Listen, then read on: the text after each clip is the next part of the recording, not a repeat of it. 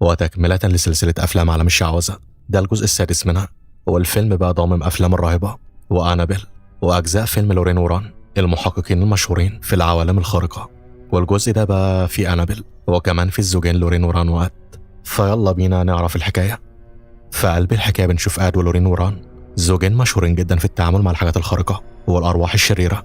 وطبعا بقى آد ولورين شافوا رعب كتير جدا على مدار سنين، لكن المرة دي كانت مختلفة. وكانت البداية من بيت واحدة اسمها ديبي وواحدة اسمها كاميلا، بنتين عاديين جدا، لكن حياتهم اتقلبت جحيم بسبب قوة شيطانية مرعبة. والمشكلة بقى ان سبب كل ده كانت دمية المشهورة، دمية أنابيل. لعبة أطفال شكلها بريء جدا، لكن حقيقتها كانت أبعد ما يكون عن البراءة. ولما الرعب بقى زاد في البيت، ديبي وكاميلا طلبوا مساعدة الوران. وبعد ما قدر اتأكد ان الدمية هي سبب المصيبة دي، طمنهم وقال لهم ما تخافوش، احنا هناخد الدمية معانا. بياخد أنابيل وهو ولورين بيرجعوا على بيتهم، وهناك بقى كان في قسيس مستنيهم. وبنعرف إن بيتهم كان فيه غرفة مخصوصة للحاجات المسكونة، مكان كده كئيب ومليان أشياء ملعونة وممسوسة، كل حاجة فيها كده وراها كارثة. وبمساعدة بقى القسيس ده، آد ولورين حطوا أنابيل جوا صندوق أزاز وقفلوا عليه كويس جدا. وابتدوا بقى يقرأوا آيات مقدسة من الإنجيل علشان يطهروا المكان ويحموا البيت من الشر اللي جوا الدمية دي. لكن الحقيقة إنهم كانوا عارفين كويس جدا إن أنابيل مش مجرد دمية خطيرة، دي كانت مجرد البداية. وتاني يوم الصبح بقى وصلت ماري البيبي سيتر اللي جايه تقعد مع جودي بنت آد ولورين، لأنهم كانوا مضطرين يخرجوا في قضية تانية.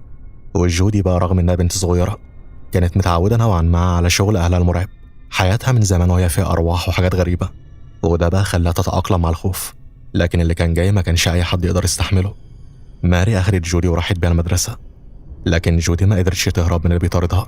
وهي في المدرسة بيظهر لها شبح قسيس بشكل مفزع، وساعتها خافت جدا وطلعت بسرعة صليب من شنطتها ورفعته قدامه، فاختفى في لحظة.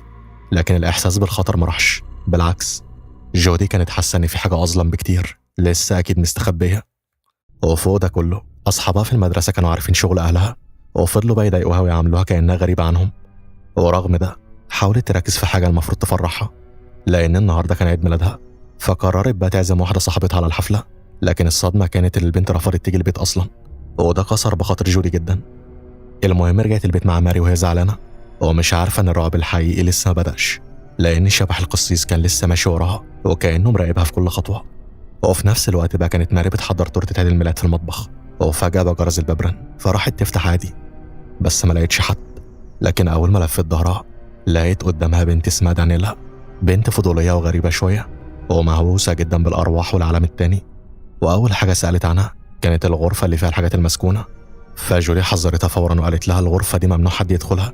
لكن دانيلا ما سكتتش، بالعكس حاولت تكسب ثقة جودي وجابت لها هدية عيد ميلاد. وبعد شوية بقى جودي وماري خرجوا وسابوا دانيلا لوحدها في البيت.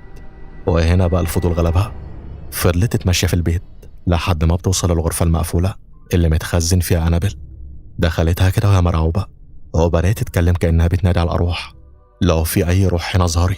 لكن المكان كان ساكت تماما والجو كله كده توتر ورعب. ولما دانيلا بقى قررت تمشي، حصلت حاجة خلت الدم يتجمد في عروقها. صندوق الأزاز اللي فيه أنابيل مل قدام لوحده، وكأن في قوة خفية بتحركه. وبدل ما تهرب بقى قربت أكتر وفتحت الصندوق، ورغم كل التحذيرات اللي سمعتها بتشيل الدمية من مكانها. وفي اللحظة دي بقى الكارثة بدأت. التورتة اللي كانت في المطبخ مسكت في النار وإنذار الدخان اشتغل، فدانيلا بقى اتوترت جدا وجريت ترجع الدمية مكانها بسرعة، لكنها ما قفلتش الصندوق كويس، ومن غير ما تحس كانت فتحت باب جحيم على كل اللي في البيت.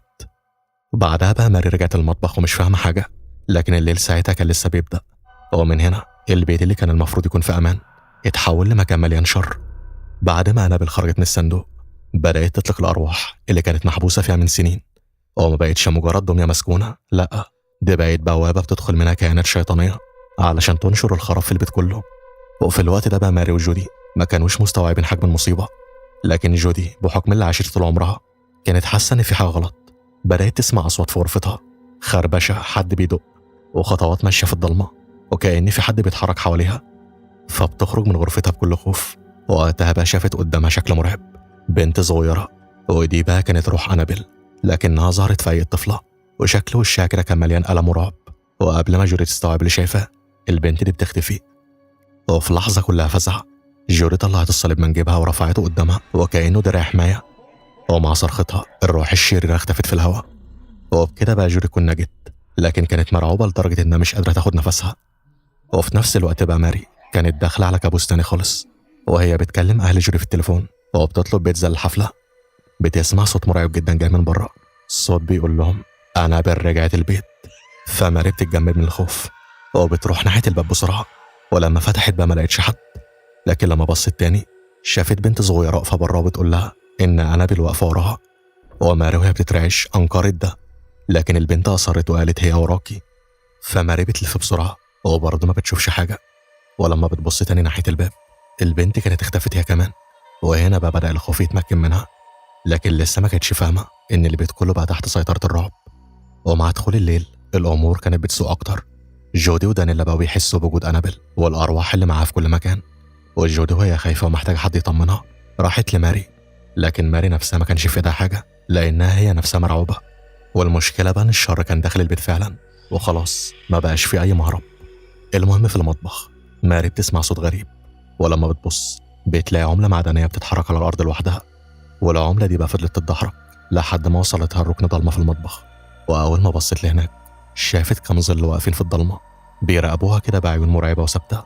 وماري طبعا اتفزعت وحاولت تهرب، لكن قوة غريبة شدتها لورا، وفي آخر لحظة سلطت ضوء الكشاف على الأشكال دي وفجأة كده اختفوا. فهي بتجري بسرعة لغرفة جودي، لكن الباب كان مقفول من جوه. الغرفة اللي كانت المفروض تبقى المكان الآمن اتحولت لسجن رعب، وجوه بقى كانت دمية أنابل قاعدة في الركن وشرها مال المكان كله. وفي اللحظة اللي جودي حاولت فيها توصل للباب سمعت صوت أمها لورين، لكن كان في حاجة غلط جدا، ده ما كانش صوت لورين الحقيقي. وهنا بقى كان واضح إن الدمية بدأت تسيطر فعلا على المكان. وفي نفس اللحظة دانيلا كانت محبوسة جوه غرفة الحاجات المسكونة، والأرواح دي بقى كانت بتقوى، فالباب اتقفل على بعنف. وهي بدأت تحس إن في قوة بتقرب منها، وفجأة بقى شافت شخص قدامها كان أبوها، أو على الأقل افتكرته أبوها. بس لما بتقرب منه بقى الشكل بيتبدل وبيظهر على حقيقته، كان كيان شيطاني شكله مرعب. ودانيلا بتصرخ بأقوى صوتها، وفهمت في اللحظة دي إن البيت اتحول لسجن حقيقي، ومش بس للناس اللي فيه لكن لأرواحهم هما كمان.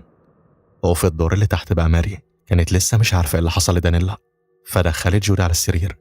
وبعد شوية سمعت جرس الباب بيرن، واللي جه في الوقت ده كان بوب جاي يطمن عليها. لكن لا هو ولا هي كانوا متخيلين اللي جاية أبشع بكتير من أي حاجة ممكن يتوقعوها. المهم هو حاول يخفف التوتر شوية وقعد بره يعزف جيتار يمكن الجو يهدى، لكن فجأة بقى ظهر له شبح أسود، واحد من الأرواح اللي أنابل طلعتهم، وهجم عليه بقى من غير أي مقدمات. فهو بيتخض جدا طبعا وجري يستخبى، كان حاسس إن روحه هتطلع من الرعب. لكن المشكلة بقى إن الهروب ما كانش سهل لأن الأرواح كانت في كل حتة. وفي نفس الوقت كانت ماري وجودي بيحاولوا يوصلوا لأنابل ويرجعوها تاني للصندوق قبل ما الدنيا تخرب أكتر، لكن الأرواح اللي في البيت ما سابتهمش في حالهم وفضلت تطارد فيهم وتخوفهم. فجودي بقى هنا افتكرت وقتها قوة صلوات أمها والكلمات المقدسة اللي كانت بتستخدمها في مواجهة الأرواح، فقررت بقى إنها لازم تلاقي الدمية بأي طريقة. لكن أنابل اللي كانت وقتها تحت سيطرة كاملة من روح شيطانية هاجمتهم بكل عنف، وكأنها بقى مستعدة تعمل أي حاجة علشان ما ترجعش مكانها تاني. وفي اللحظة اللي الأمل فيها كان تقريبا خلاص بيضيع بيظهر تاني شبح القسيس اللي جودي شافته قبل كده، لكن المرة دي ما كانش جاي يخوفها، ده كان جاي علشان يساعدهم. وبالفعل بمساعدته قدروا يوصلوا للغرفة اللي المفروض الدمية تتحط فيها، لكن أول ما بيقربوا الدولاب اللي كانت فيه اتقفل لوحده، وكأن البيت نفسه بيمنعهم يوصلوا لها. وهنا بقى ماري بتضطر تاخد خطوة خطيرة، بتمسك فانوس أحمر وبتدخل لغرفة غرقانة في الظلام. وهناك بقى شافت منظر مرعب، توابيت كتيرة جدا مرصوصة وكل تابوت عليه علامة مخيفة. الجو كله في الغرفة خانقة ومليان إحساس بالموت والرعب، ولكن رغم كده ماري كملت، كانت مصممة ترجع أنابل مكانها مهما حصل. لكن أول ما مسكت الدمية بتحصل حاجة بقى صدمة، انعكس في واحد من التوابيت صرخ فجأة وكأنه بيستهزأ بيها وبيحاول يكسرها نفسيا. وجودي بقى قلبها كان هيقف من الرعب، لكنها كانت عارفة إن ما عندهمش اختيار، يا إما يقفوا أو يواجهوا يا إما بقى هيضيعوا كلهم. وبتوجيه من روح القسيس بدأوا أخيرا يعرفوا إزاي يواجهوا القوى الشيطانية دي. وفي لحظة كده كلها إرادة وخوف وشجاعة جودي بتخطف الدمية وجريت بيها ناحية الصندوق الأزاز اللي لازم تتحبس فيه. لكن الشيطان بقى اللي جوه أنابل ما سابهمش، هجم عليها ومسكها من رقبتها بكل عنف، كان عاوز يخنقها قبل ما تلحق ترجع الدمية مكانها.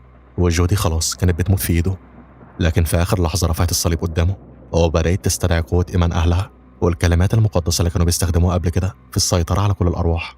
وفجأة بقى الشيطان صرخ صرخة كلها غضب، ومع ترديد الكلمات المقدسة بيبدأ وجوده يضعف واحدة واحدة. وهنا بقى حصلت مفاجأة تانية. دانيلا اللي كانت الروح الشريرة سيطرت عليها بالكامل وقفت فجأة، وقوة الصلوات دي بدأت تفوقها ورجعتها لنفسها من جديد. وأول ما رجعت لطبيعتها بتنضم هي وماري لجودي في آخر محاولة، والتلاتة مع بعض قدروا أخيرا يحطوا أنابل جوه الصندوق ويقفلوا عليه بإحكام. وهنا بقى الكابوس انتهى. كل الأرواح اللي كانت مالية البيت خلاص بتختفي، والعنف اللي كان مسيطر على المكان سكت فجأة.